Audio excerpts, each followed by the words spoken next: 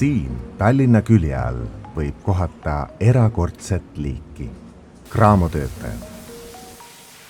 Hetkel on pooleli viimased ettevalmistused pimedate ööde saabumiseks.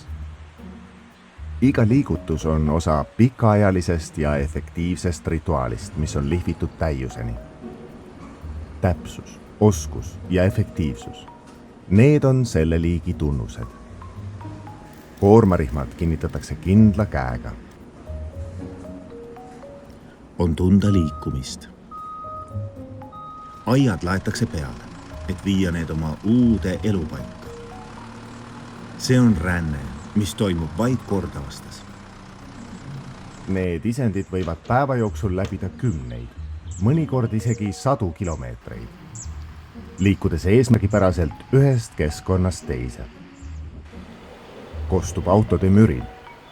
Töötajad on hommikuvalguses jõudnud uude, tihedalt asustatud keskkonda, linna südamesse. Nad kohanevad kiirelt ning asuvad kartmatult tegutsema.